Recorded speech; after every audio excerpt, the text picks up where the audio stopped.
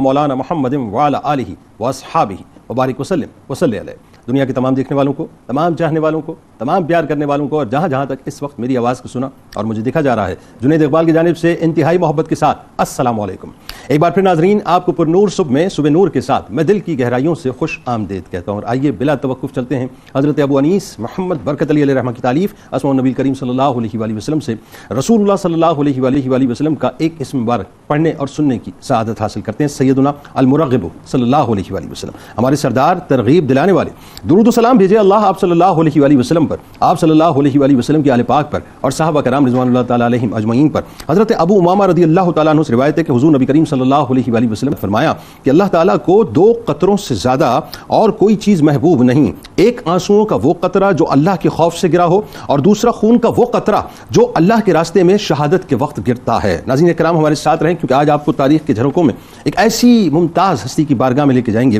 کہ جن کا تذکرہ سن کے آپ کا قلب انشاءاللہ انتہائی پر نور ہو جائے گا کہ آقا کا ذکر، آقا کی فکر، آقا کے لیے جینا، آقا کے لیے ہی مرنا، آقا کے ہر حکم پر سر تسلیم خم کرنا، جو آقا دیں لے لینا، جس سے آقا روکیں رک جانا، اپنے ہر عمل کو اللہ اور اس کے رسول صلی اللہ علیہ وآلہ وسلم کی رضا کے سانچے میں ڈھال دینا، اپنا سب کچھ اپنے آقا پر لٹا دینا، اپنے آپ کو حب رسول صلی اللہ علیہ وآلہ وسلم میں کٹوا دینا، ان نفوس قدسیہ کا منشور حیات را ناظرین، ان نفوس قدسیہ کا جنہیں مصطفی کہکشاں میں کائنات کے چاند کے ارد گرد ستارہ بننے کا موقع ملا۔ انہی ستاروں کی ناظرین حسین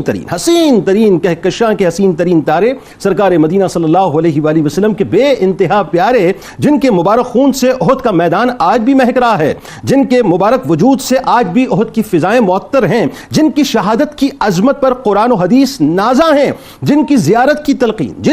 کی تلقین خود محبوب خدا نے فرمائی، جن کے لیے فرشتوں کی جماعت زمین پر آئی، جن کو رہتی دنیا تک مسلمان سلام پیش کرتے رہیں گے، اور جو رہتی دنیا تک مسلمانوں کے سلام کا جواب دیتے رہیں گے، جن کی قربانیاں بے مثال ہیں، جن کا عشق لازوال ہے، جو السابقون الاولون کی عظیم ترین صف میں کھڑے ہیں، جو سرکار مدینہ صلی اللہ علیہ وآلہ وسلم کے رضائی بھائی اور پھپھیزاد بھائی بن کر پیارے چچا جان سیدنا امیر حمزہ رضی اللہ تعالی عنہ کے بھانجے اور رضائی بھائی بن کر، اور ام المومنین حضرت زینب بنت جحش سلام اللہ علیہا کے بھائی یعنی سرور دو جہاں صلی اللہ علیہ وآلہ وسلم کے برادر نسبتی بن کر عظیم ترین رشتوں سے بھی جڑے ہیں۔ ناظرین کرام، حضرت عبداللہ ابن جحش رضی اللہ تعالیٰ عنہ کی ہستی کیا ہی عظیم ترین ہستی ہے کہ چشم فلک آج بھی ناظرین آپ کی شہادت کی دعا کی قبولیت پر نازاں ہے کہ کیسی دعا تھی صاحب، جو اسلام کی راہ میں ابتدا ہی سے قربانیاں دینے والے اور تکالیف کو برداشت کرنے والے ہیں۔ ناظرین کرام، یہ دین اس کو فور گرانٹڈ مت لیجئے صاحب، بڑی مشکلوں بڑی قربانیوں کے بعد اللہ تبارک و تعالیٰ نے یہ کلمہ طیبہ جسے ہم لا الہ الا اللہ محمد رسول اللہ صلی اللہ علیہ وآلہ وسلم کہتے ہیں، ایسے ہی عطا نہیں کیا صاحب، بہت تکلیفیں، بڑی امتحانات اور بڑے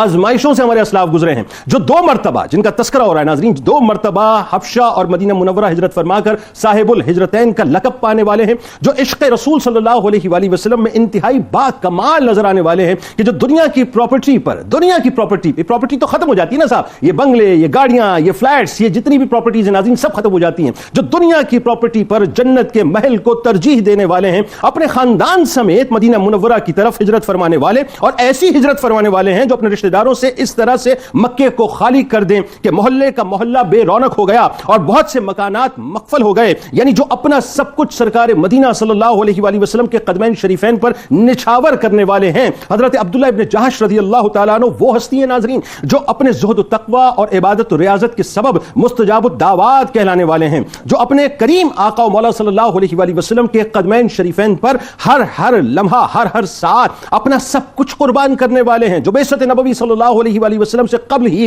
کفر و شرک کے معاشرے میں بت پرستی سے نفرت کرنے والے اور دین حنیف کی طرف میلان رکھنے والے ہیں، جو جہالت کے دور میں بھی انتہائی پاکیزہ فکر اور ہر قسم کی فرسودہ رسوم سے پاک اور صاف رہنے والے ہیں، جو ہمت، شجاعت، دلیری اور بہادری میں خاص امتیاز رکھنے والے ہیں، جو کفار کے سامنے کلمہ حق کو بلند کرنے والے ہیں اور ببانگ دوحل بلند کرنے والے ہیں، جو اللہ ہی کے سامنے اپنے سر کو جھکانے والے ہیں، جو اسلام کے ابتدائی اور مشکل ترین حالات میں اسلام کے لیے اپنی خدمات کو پیش کرنے والے والے ہیں, جو صحابہ کرام رضوان اللہ تعالی علیہم اجمعین کی اعلیٰ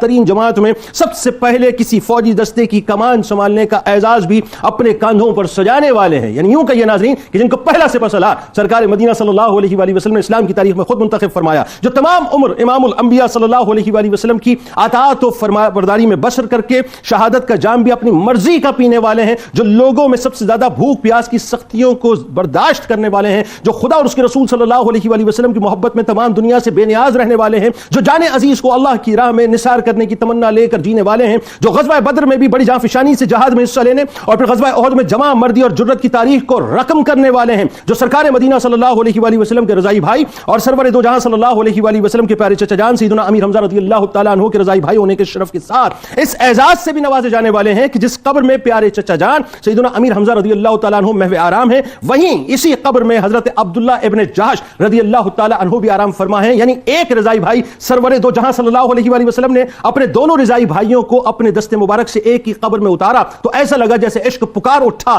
کہ خاک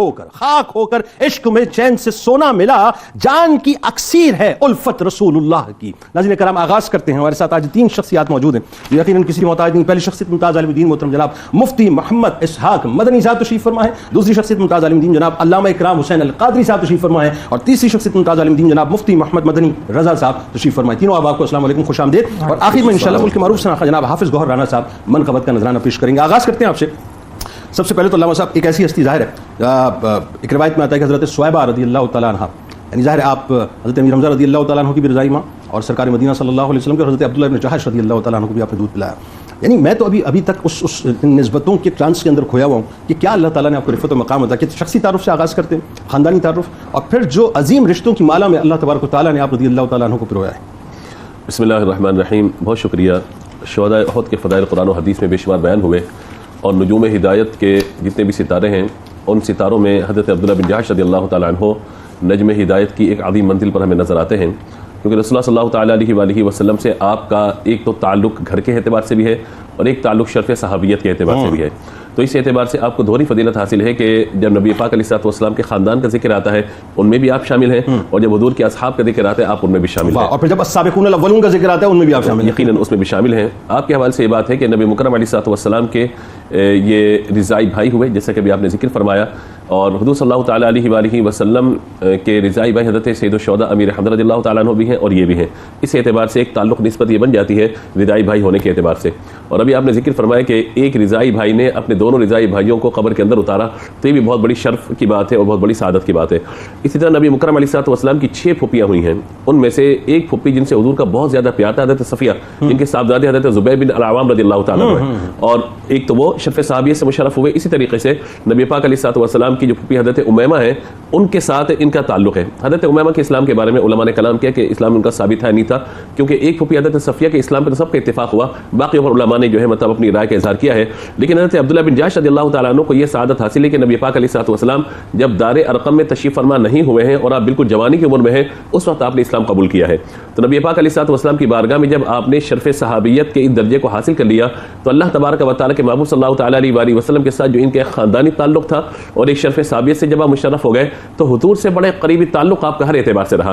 اور پھر ایک اور نسبت ہم یہ دیکھ لیتے ہیں کہ اللہ تبارک و تعالیٰ نے جہاں آپ کو بے شمار نسبتوں سے نوازا اور جو رشتے عطا فرمائے, انہیں میں ایک عظیم الشان رشتے یہ بھی ہے کہ آپ کی بہن حضرت زینب بنت جہش رضی اللہ تعالیٰ عنہ یہ میرے آقا علیہ الصلوۃ والسلام کی زوجہ محترمہ اور تمام مومنوں کی ماں ہے. اللہ تبارک و تعالیٰ نے یہ حرم نبوی کے اندر جب آپ تشریف فرما ہوئی ہیں تو اللہ تبارک و تعالیٰ نے اس اعتبار سے آپ کو بہت بڑا مقام عطا فرمایا. یعنی خال المؤمنین کی اگر ہم بات کریں گے تو اول درجے پر ہمیں حضرت عبداللہ بن جہش رضی اللہ تعالیٰ عنہ نظر آتے ہیں. دو اور نسبتیں خواتین کی, وہی بتائیے آپ ذرا, دو اور نسبتیں. اس کے ساتھ ایک اور نسبت یہ ہے کہ شبیہ مصطفیٰ صلی اللہ تعالیٰ علیہ وآلہ وسلم, یعنی آپ کی ایک اور بہن ہے حضرت حمنہ, وہ حضرت مصعب بن عمیر رضی اللہ تعالیٰ کے نکاح. اللہ اکبر. حضرت مصعب بن عمیر رضی اللہ تعالیٰ عنہ یہ نبی پاک علیہ الصلوۃ والسلام کے گویا کے رشتے کے اعتبار سے ایک تعلق ان کا بھی یہاں سے بن جاتا ہے, اور حضور کا ان کا تعلق ایک برادری نسبتی کے حوالے سے بھی بن جاتا ہے. تو یوں اسی طریقے سے دیگر 2 خواتین کا آپ نے ذکر فرمایا, تو حضرت ام حبیبہ بنت ابو سفیان رضی اللہ تعالیٰ عنہما یہ شان ہے کہ وہ آپ کی بھابھی تھیں، اور جب حبشہ کی طرف آپ نے ہجرت فرمائی، صاحب الہجرتین آپ ہوئے، پہلے ہجرت حبشہ پھر مدینے کی طرف، تو جب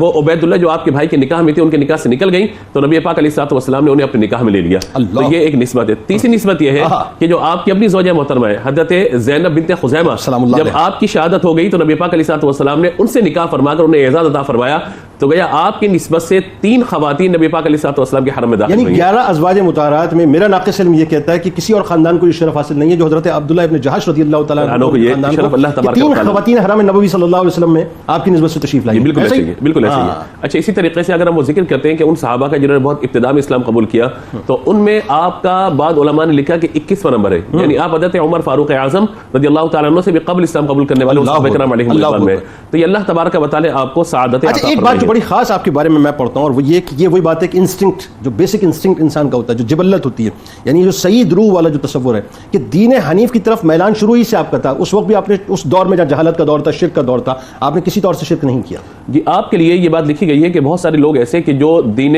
فطرت پر جو ہے وہ قائم رہے اور انہوں نے کبھی بت پرستی نہیں کی، کبھی شرک نہیں کیا، اور انہوں نے اپنی فطرت سلیمہ کے مطابق زندگی کو گزارا.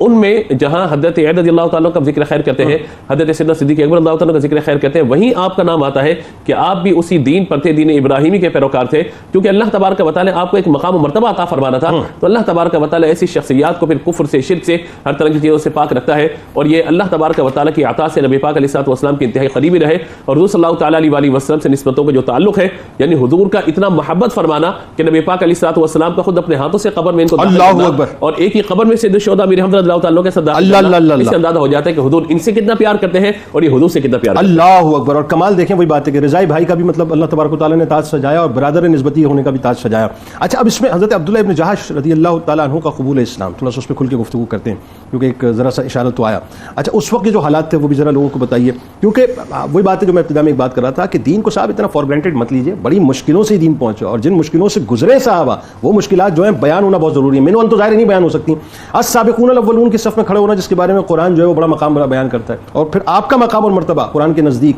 یعنی اگر میں شہداء احد کی پرسپیکٹو میں دیکھوں تو. بسم اللہ الرحمن الرحیم. سب سے پہلے تو یہ ہم سب کے لیے سعادت ہے کہ جناب سیدنا عبداللہ بن جہش رضی اللہ تعالیٰ عنہ کا ذکر خیر ہماری زبانوں پر جاری ہے. اللہ رب العزت اس ذکر کو ہمارے لیے دنیاوی اور اخروی ثمرات اور نتائج کا ذریعہ اور سبب بنائے. حضرت سیدنا عبداللہ بن جہش رضی اللہ تعالیٰ عنہ ان شخصیات میں داخل ہیں جنہیں اللہ رب العزت نے السابقون الاولون کا خوبصورت ٹائٹل عطا فرمایا ہے. اور یہ کتنا خوبصورت ٹائٹل ہے کہ السابقون الاولون میں ان افراد کو شمار کیا جاتا ہے کہ جس وقت انہیں معلوم ہے کہ اگر اس نبی رحمت صلی اللہ علیہ وسلم سے وفاداری کا اگر ہم نے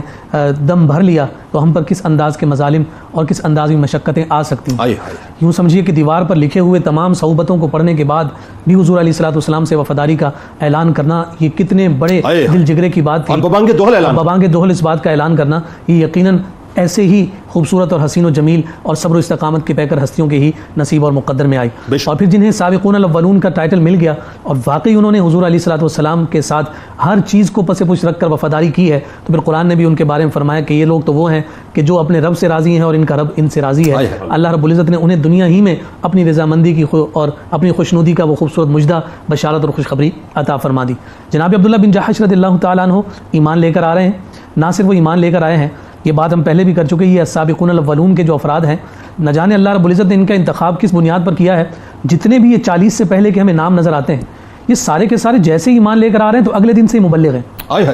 یعنی ان میں ہمیں تبلیغ کا جو عنصر ہے وہ بڑا بدرجہ کمال نظر آئے. اور آپ کی شخصیت کے حوالے سے یہ بات ذکر کی گئی کہ عبداللہ بن جہش رضی اللہ تعالیٰ عنہ، قبیلہ ان کا ہے بنی غنم بن دودان.